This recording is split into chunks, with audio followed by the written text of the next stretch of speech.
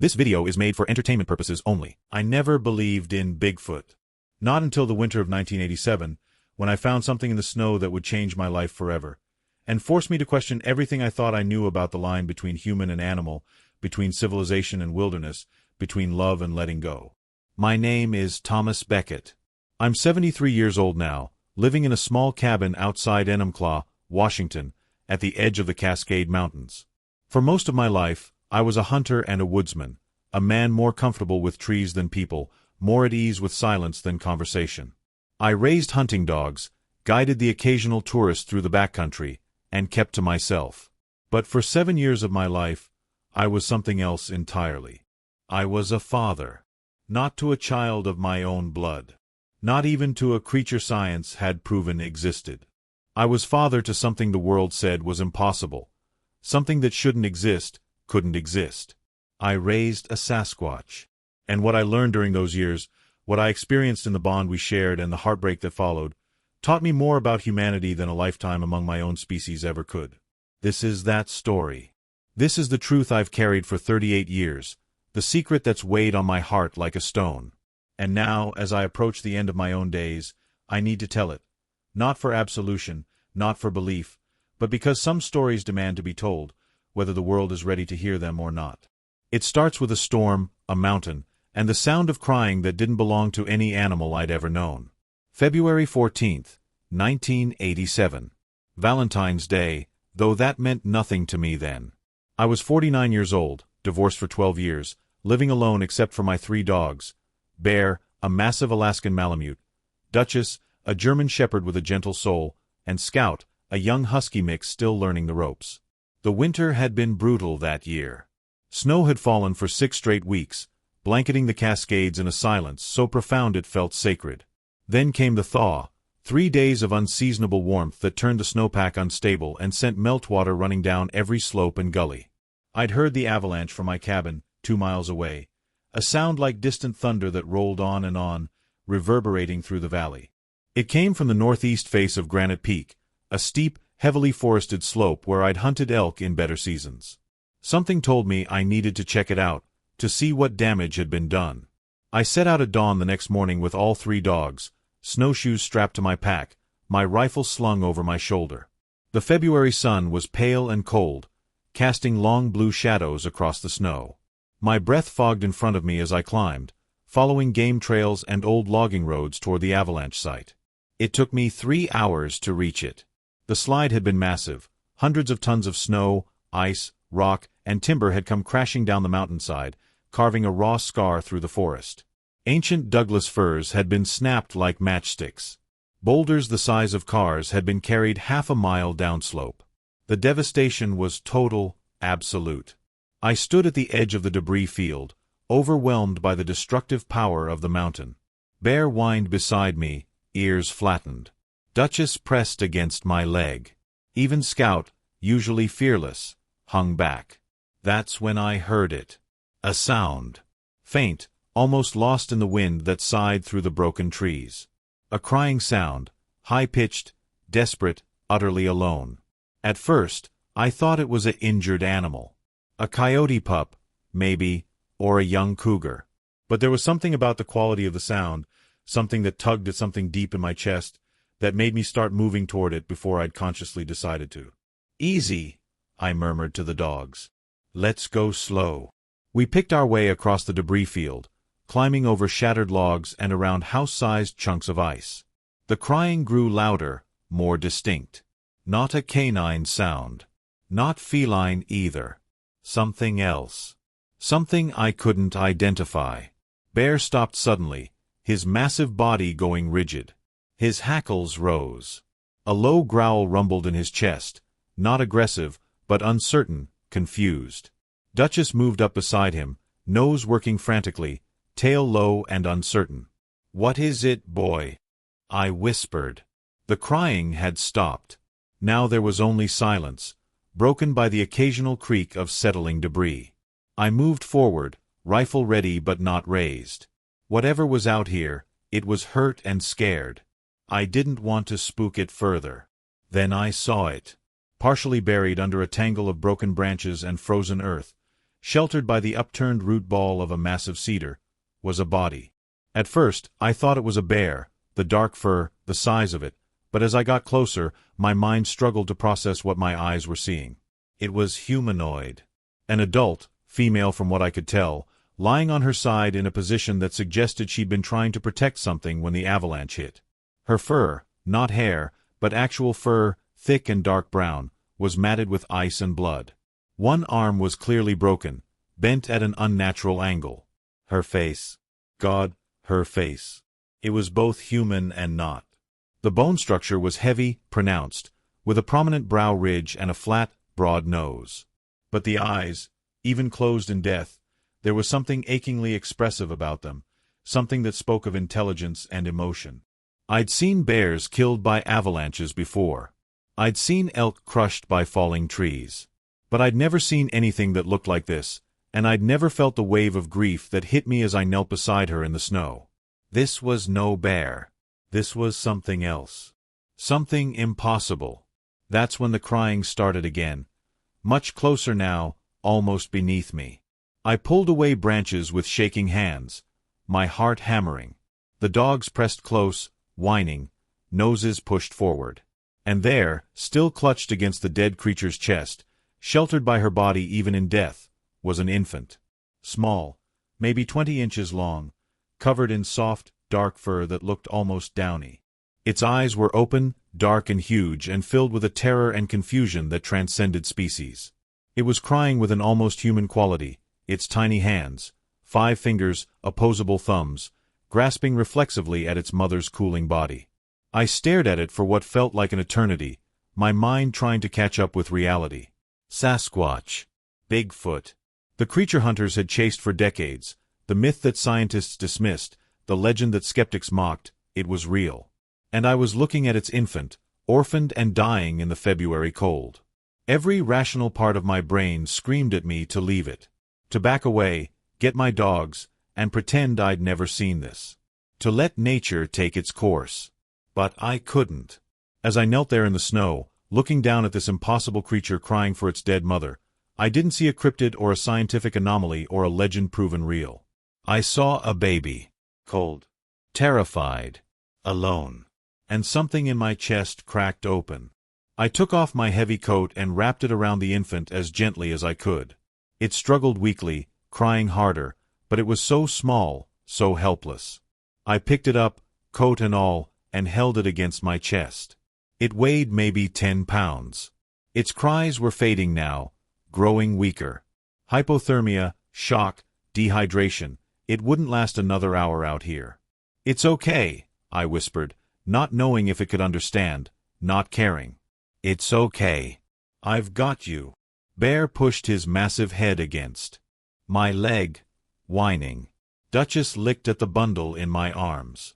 Scout danced nervously nearby. I looked one last time at the mother's body, at the creature the world said didn't exist, lying dead in the snow, her final act one of impossible love. Protecting her baby until the very end. "I'll take care of him," I said to her, my voice breaking. "I promise." Then I turned and started the long hike home, carrying an infant Sasquatch against my heart, with no idea what I was doing or what I just set in motion. I only knew I couldn't leave him there.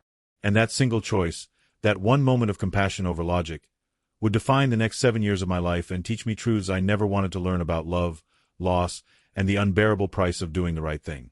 I named him Oliver. I don't know why.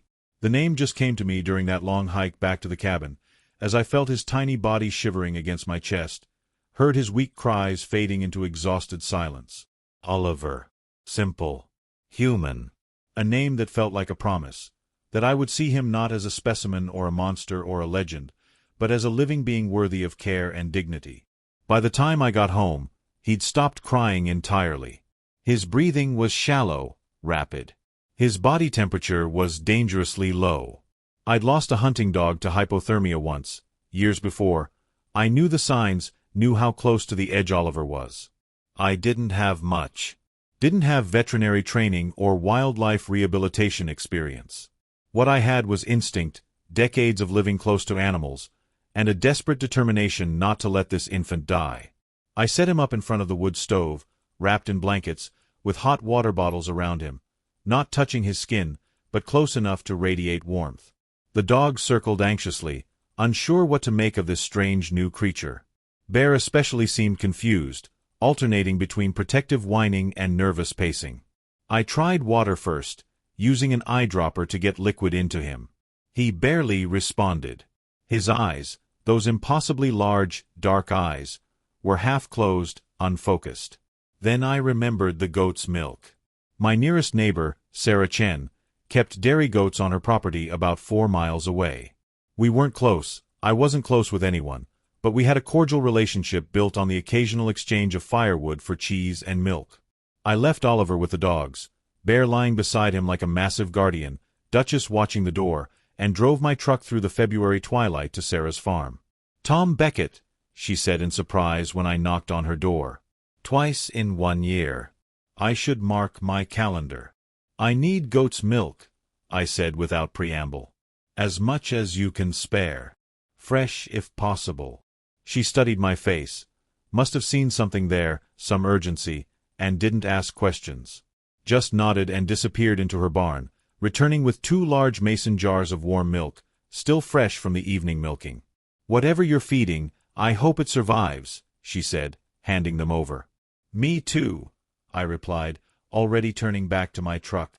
Back at the cabin, I warmed the milk to body temperature and tried the eyedropper again. This time, when the milk touched Oliver's lips, something changed. His tiny tongue moved. He swallowed. Then again. And again. Over the next 3 hours, I fed him slowly, patiently, 1 eyedropper at a time. His body temperature gradually rose. His breathing steadied. And finally, around midnight, his eyes opened fully and focused on my face. He looked at me with an intelligence that took my breath away. Not the blank stare of an animal. Not the reflexive instinct of an infant. But real awareness, confusion, fear, curiosity, all mixed together in those dark, expressive eyes. "Hey there, Oliver," I whispered. "Welcome back." He made a sound, not quite a cry, softer, almost questioning.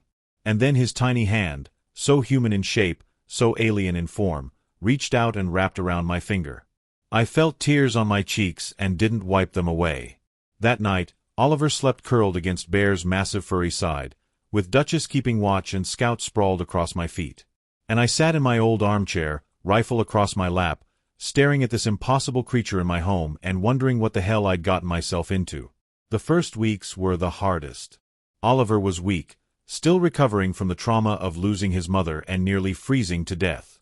He slept most of the time, waking only to feed. I'd fashioned a bottle from a small glass milk bottle and a lamb's nipple I'd found in my shed, left over from years ago when I'd briefly tried raising orphaned wildlife. He took to it immediately, drinking the goat's milk with desperate hunger. Every 4 hours, day and night, I fed him. I was exhausted, running on coffee and determination, but I didn't mind. There was something profound about those quiet feeding times. Sitting by the stove at 3 in the morning, Oliver cradled in my arms, his dark eyes fixed on my face as he drank. The dogs accepted him completely within days. Bear especially seemed to recognize that Oliver needed protection. The massive Malamute would lie beside Oliver for hours, letting the infant climb on him, pull his fur, use him as a pillow. Duchess was more maternal, constantly checking on him, licking him clean, whining in concern when he cried. Scout, the youngest, treated Oliver like a bizarre new littermate, play-bowing, bringing him toys, trying to initiate games that Oliver was far too young to understand. It was Scout who first noticed what I'd missed. About 3 weeks in, I was in the kitchen making coffee when I heard Scout barking excitedly.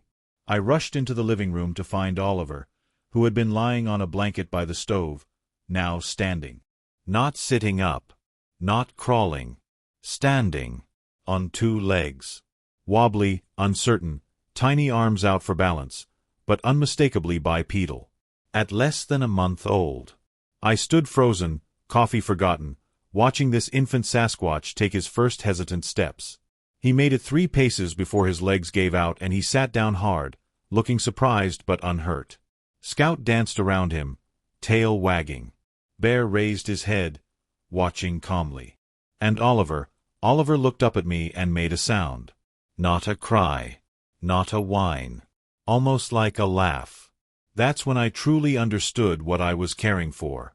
Not an ape. Not a primitive hominid. But something in between, something unique. A creature with the body plan of a human but the development speed and instincts of something wilder. By 2 months, Oliver was walking confidently. By 3 months, he was running. And by 4 months, he'd started to communicate. I've raised a lot of animals in my life. Dogs, horses, even an orphaned black bear cub once, years ago, that I rehabilitated and released. But nothing prepared me for raising Oliver. He was smart. Not animal smart. Not even chimpanzee smart. Human smart. By 6 months old, he understood basic commands, not just no and come, but complex instructions like bring me the blue cup from the kitchen, or close the door gently. He'd watch me do tasks once, maybe twice, and then imitate them with startling accuracy. He learned to use the doorknob at 8 months. He figured out how to unlatch the gate on his indoor pen at 9 months. At 10 months, I caught him trying to use a screwdriver to take apart the child-proof lock I'd installed on the cabinet where I kept cleaning supplies. But it wasn't just his intelligence that amazed me. It was his emotional depth. Oliver felt things. Deeply, powerfully, in ways that went far. Beyond basic animal emotion. When I was sad, and there were days, especially in the beginning, when the enormity of what I'd taken on overwhelmed me, Oliver would come sit beside me, lean against my leg, and make soft vocalizations, almost like he was trying to comfort me.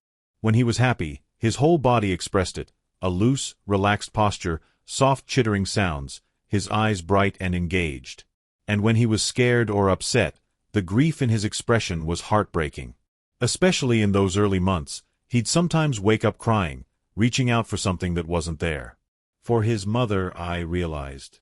For the family he'd lost. On those nights, I'd hold him, this strange, impossible creature, and rock him gently, singing the old folk songs my own mother had sung to me decades ago. And gradually, his cries would quiet, and he'd fall asleep against my chest, one hand tangled in my shirt. I told myself I was doing the right thing. Saving a life. Providing care for an orphaned infant. But the truth I didn't want to admit, was simpler and more selfish. I was lonely. Had been for years. And Oliver filled a void in my life I hadn't even known existed.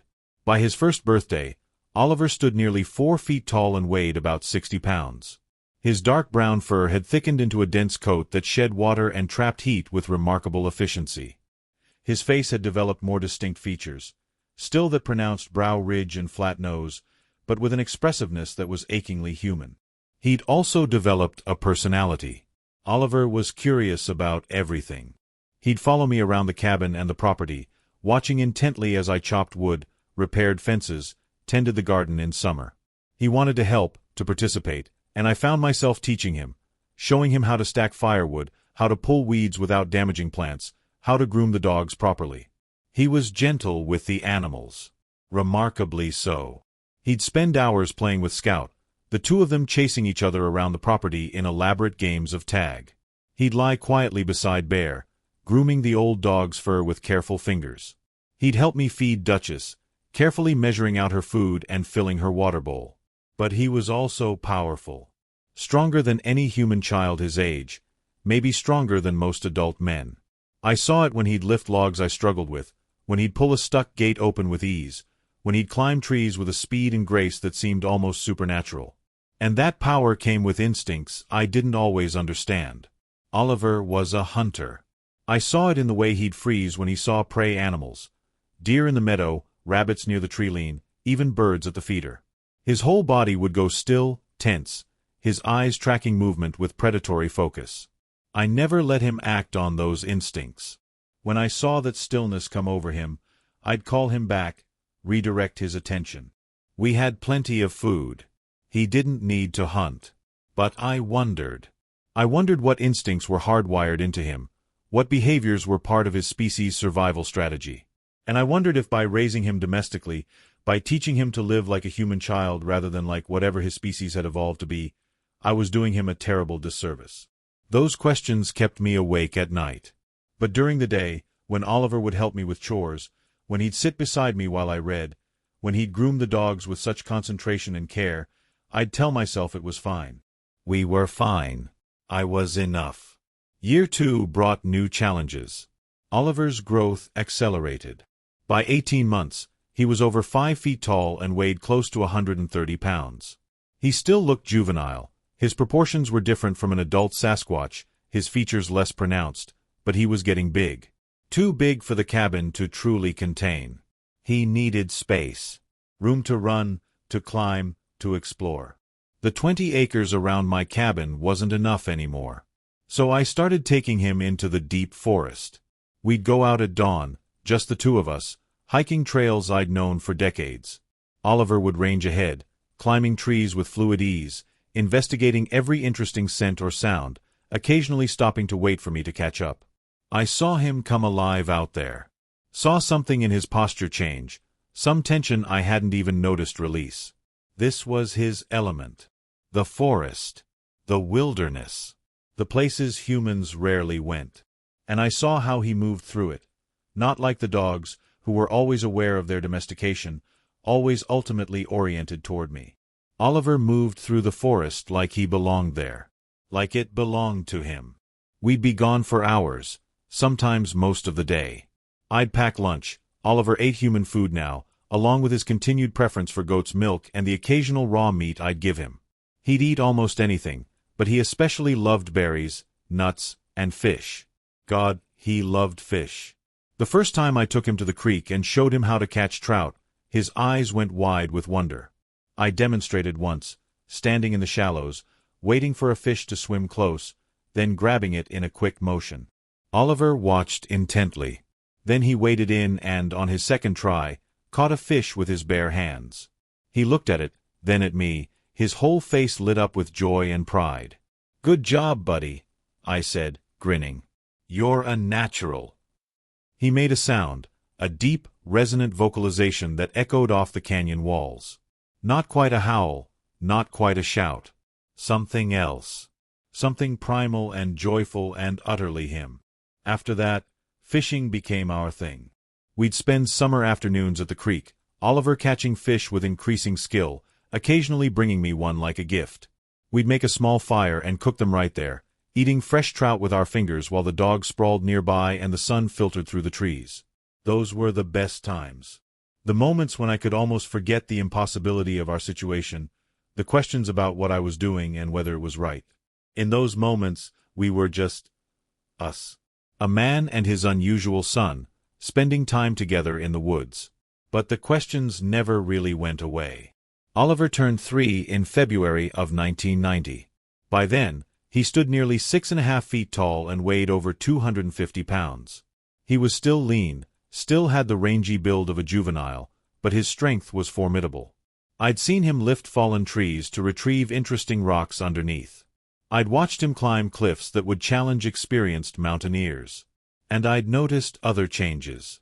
His vocalizations were getting louder, deeper, more varied. Sometimes at night, he'd stand on the ridge above the cabin and make sounds that carried for miles, long, haunting calls that echoed through the valleys. I wondered if he was calling for others of his kind.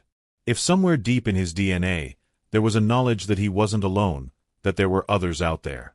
If there were, they never answered. Oliver also started showing more independence. He'd slip out at night sometimes. I'd installed a door he could operate, and be gone for hours. I'd wake up around dawn to find him returning, often with prey. Rabbits, mostly, sometimes a grouse or a squirrel. He'd eat them raw, quickly, almost guiltily, as if he knew I didn't approve but couldn't help himself. I never punished him for it. How could I? He was a predator. It was his nature. But it worried me. Because each time he brought back prey, each time he slipped away at night, each time he stood on that ridge and called into the darkness, I saw more clearly what I'd been trying to ignore. Oliver wasn't a dog. Wasn't a pet. Wasn't even really a child, despite how I'd raised him. He was wild. And the wildness in him was growing stronger.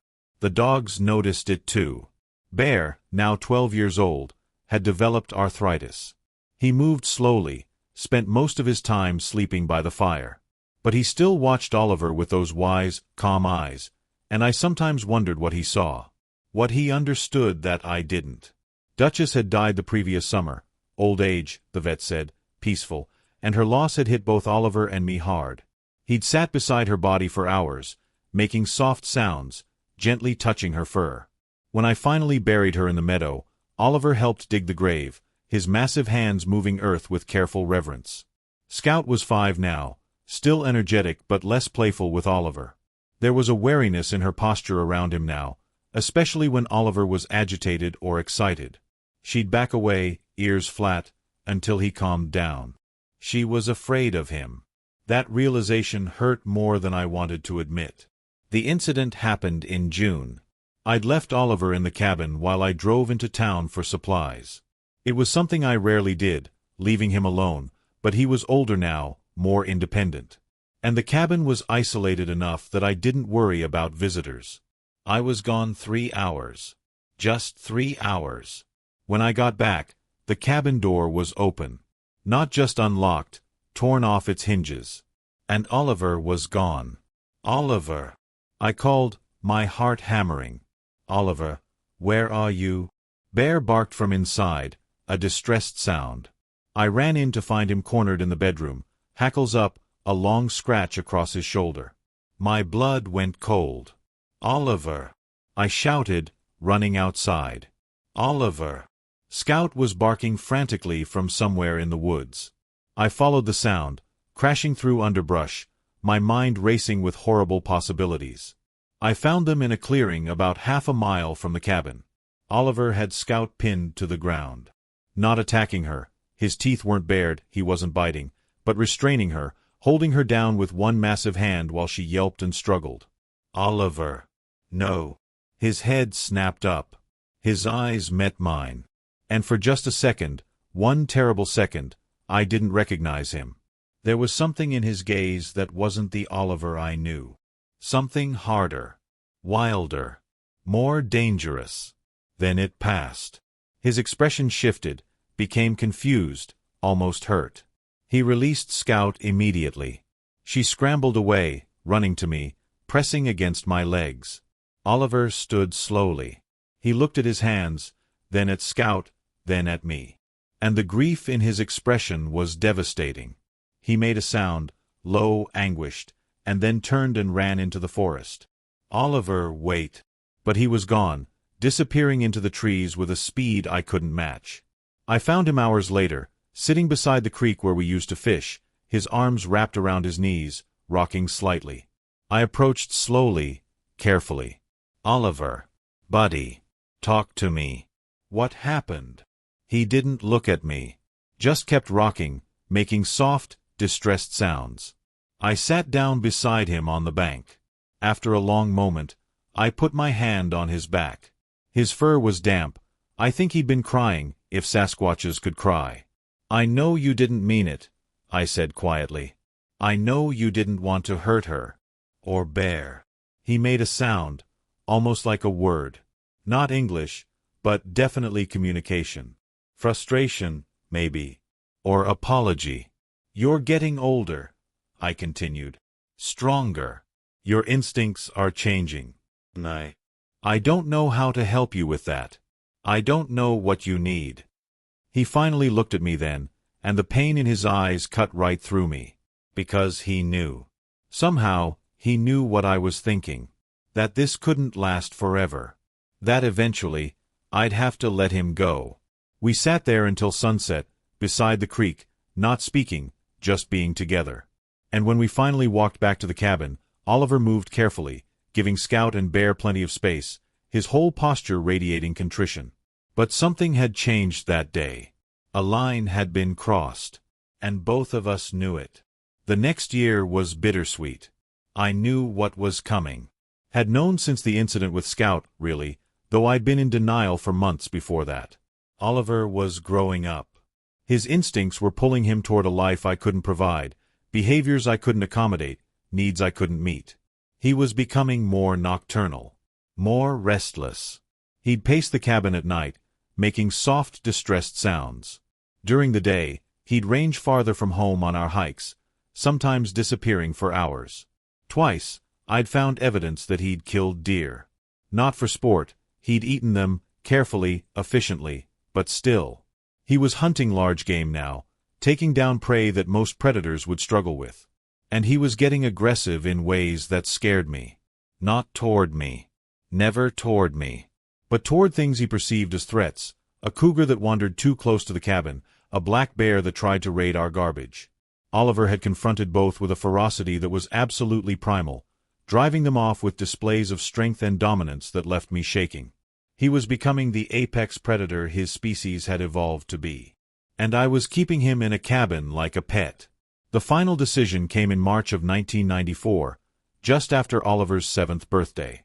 I woke in the middle of the night to find him gone. Not unusual. He often went out at night, but something felt different. Urgent. I pulled on my boots and coat and went looking.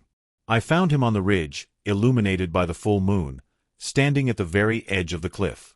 And he was calling, that deep, resonant vocalization I'd heard so many times, but louder now, more insistent. And this time, something answered. From miles away, across the valley, came a reply. Another call, similar in pitch and pattern. Then another, from a different direction. And another.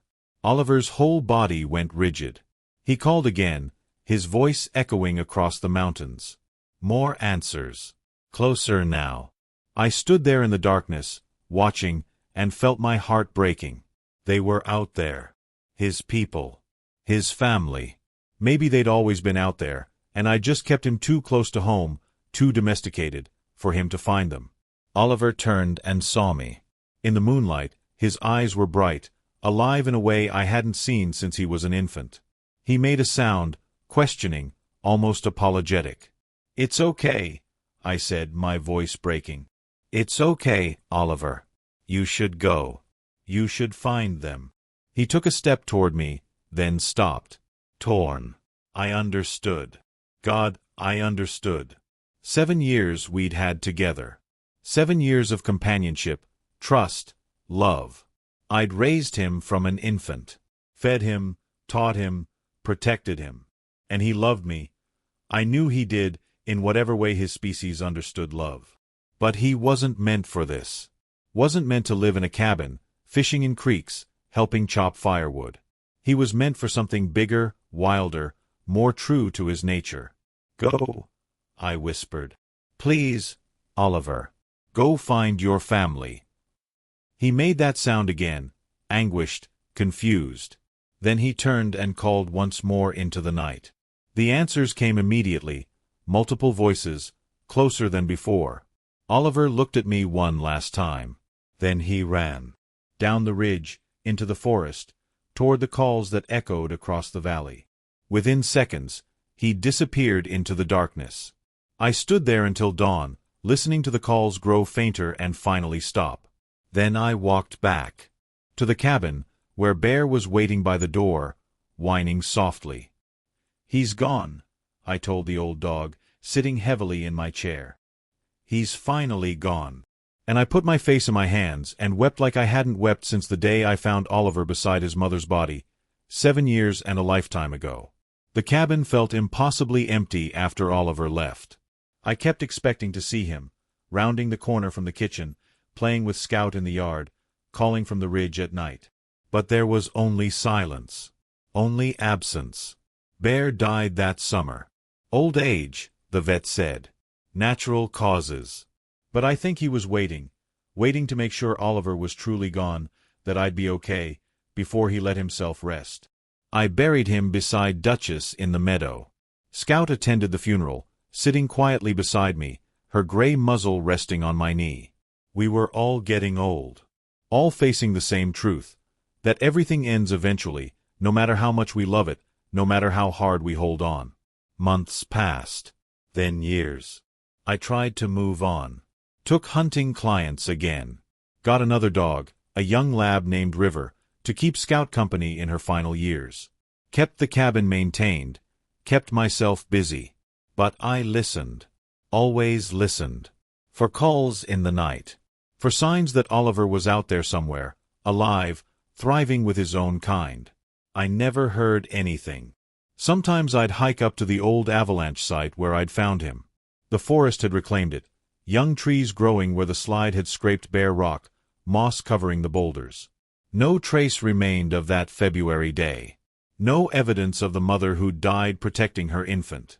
I'd stand there and remember. And wonder if I'd done the right thing. If Oliver was happy. If he even remembered me. Winter 1997. 3.5 years after Oliver left. I was 69 years old, still living in the cabin, still hiking the same trails. Scout had died peacefully in her sleep the year before. Now it was just me and River, a good dog, loyal and gentle, but not the same as the old pack. I was getting slower. My knees were bad. My back ached in the mornings. I still went into the backcountry, but not as far, not as often. December 15th was clear and cold, the first big snow of the season dusting the ridges. I decided to check the trapline I'd set up on the northeast slopes, not for money, just to keep busy, give myself a reason to keep moving. River and I set out at dawn. We were about 5 miles from the cabin, following a narrow game trail along a steep slope, when I heard it. A crack. Like a branch breaking. River's ears went up. She growled, low, uncertain. I turned slowly, scanning the forest, and saw the bear. Not just any bear. A massive male grizzly, early emerged from hibernation, hungry and aggressive. 700 pounds at least, standing on its hind legs, maybe 30 feet away and upslope from us. I'd encountered dozens of bears in my life. Most of the time, they ran. Sometimes, if you surprised them or got between a mother and her cubs, they'd bluff charge. This one wasn't bluffing. I could see it in his posture, in the way he dropped to all fours and started toward us with purposeful, aggressive strides. River, run! I shouted, fumbling for the bear spray on my belt. She bolted. Smart dog. The bear accelerated, covering ground with terrifying speed. I got the spray up, pressed the trigger. Nothing. Frozen. The nozzle was frozen. The bear was 20 feet away. 15. This was it. This was how it ended. Alone in the forest I'd loved my whole life, taken down by an animal I'd always respected. I raised my arms, made myself big, shouted. And something dropped out of the trees between me and the bear. Something massive. Something covered in dark brown fur. Something that rose to its full 8-foot height and roared with a sound that shook the forest and sent birds exploding from the trees. The bear skidded to a stop. Oliver. Older, bigger, more powerful than I'd ever imagined he could become. His shoulders were impossibly broad, his arms thick with muscle. His face had the fully developed features of an adult male Sasquatch, pronounced brow ridge, heavy jaw, flat nose. But his eyes were the same. And they were fixed on the grizzly. The bear huffed, backing up a step. Oliver advanced, roaring again, slapping the ground with hands that could probably crush the bear's skull. For a long, tense moment, the two apex predators faced each other. Then the bear turned and ran. Just turned and crashed away through the brush like Oliver was the most terrifying thing it had ever encountered. Maybe he was. Oliver stood there, breathing hard, watching until the bear was out of sight. Then, slowly, he turned around and looked at me. I don't remember starting to cry. Don't remember sinking to my knees in the snow. But suddenly I was sobbing, and Oliver was there, kneeling in front of me, making soft sounds, his massive hand resting gently on my shoulder. "Oliver," I gasped. "Oliver, you came back." He made a sound, that same questioning vocalization I remembered from when he was young. Then he did something I never expected. He pulled me into a hug. Carefully, gently, his massive arms encircling me, one hand cradling the back of my head. And I held onto him and wept into his fur like he was still that infant I'd found beside his mother's body. "I'm sorry," I said. "I'm so sorry I had to let you go. I'm sorry I couldn't." He made another sound. Not distressed. Almost reassuring. Like he understood. Like he forgave me. Like maybe there was nothing to forgive. We stayed like that for a long time, kneeling together in the snow, the old man and the creature he'd raised, connected by something that transcended species, transcended language, transcended every logical explanation. Love. Just love. Eventually, Oliver released me. He sat back on his heels, and I got my first good look at him. He'd filled out completely. His fur was thicker, darker, perfectly adapted to the harsh mountain winters. His hands and feet were massive. And there were scars on his shoulder, across his ribs, one near his eye, evidence of a life lived wild, of challenges faced and survived. But he looked good, healthy, strong, more fully himself than he'd ever been in my cabin. "You found them," I said. "Your people. You found them, didn't you?" He made a sound, gesturing toward the deeper forest. Then he made a different sound, lower, softer. "Sad, maybe." I understood. He'd found them. But it hadn't been perfect. His upbringing had made him different. Too comfortable with humans, too trusting, maybe. Or maybe his people were just fewer than we'd hoped, struggling, fragmented. But he'd survived. Had made a place for himself out here. "I'm proud of you," I said. "So proud. You became exactly what you were meant to be." He tilted his head, studying me.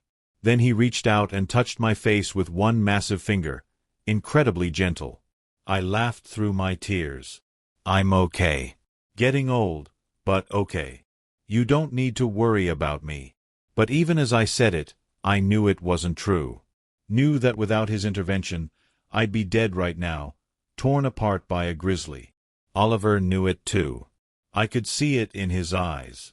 He made another sound, then stood. Gestured for me to follow. "Where?"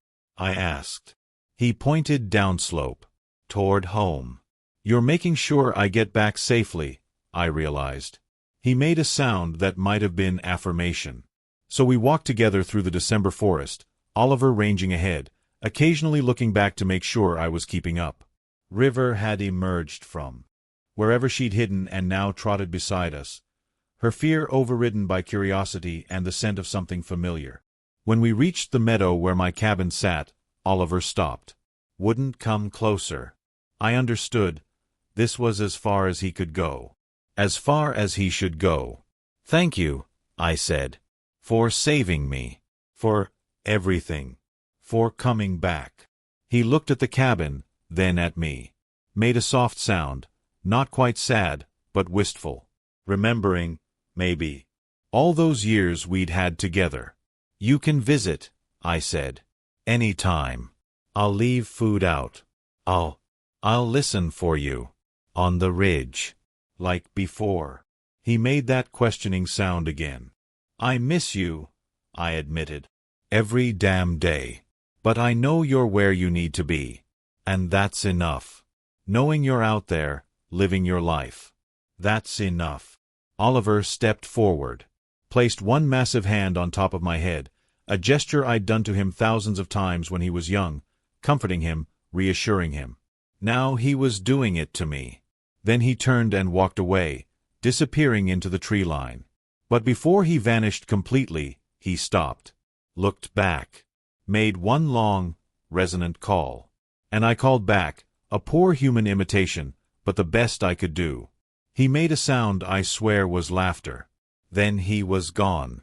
That was December 15th, 1997. More than 27 years ago now. I'm 96 years old.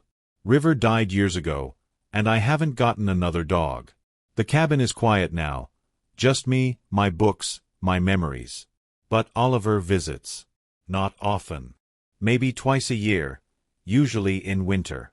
He never comes close to the cabin, but he calls from the ridge, and I call back.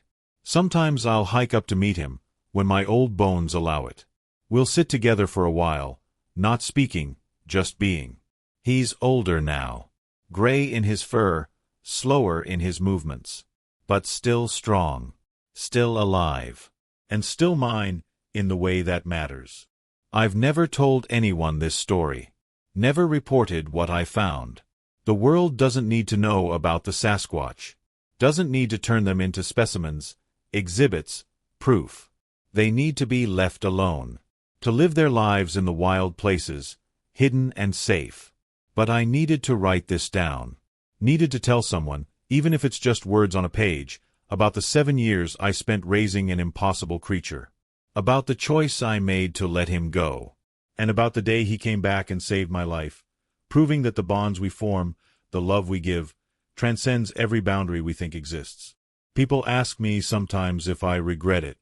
Taking in that infant, spending 7 years of my life caring for something I'd eventually have to release. I tell them no. The truth is more complicated. Did I wish, sometimes, that things could have been different? That Oliver could have stayed? That we could have had more time? Of course. Every single day. But would I change what happened? Would I leave that infant in the snow, crying beside his mother's body, because raising him would be hard, because letting him go would break my heart? Never. Not in 1,000 lifetimes.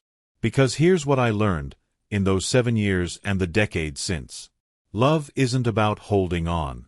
It's not about keeping something close because it makes us feel less alone, or because we need it, or because we can't bear the thought of loss.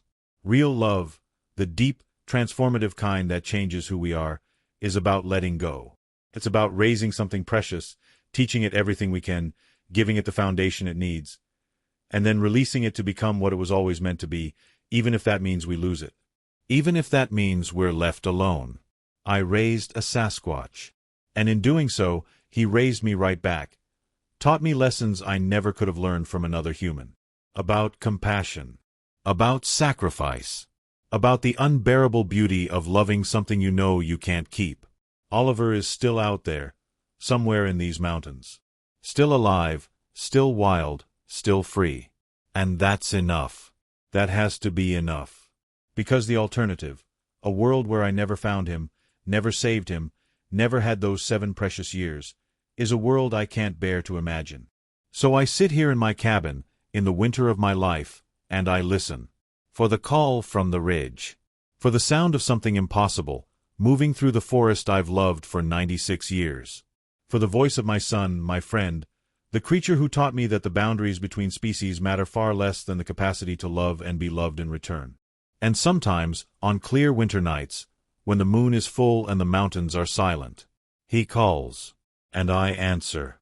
And for just a moment, we're together again, the old man and the Sasquatch, connected across the darkness by something science will never explain and skeptics will never believe.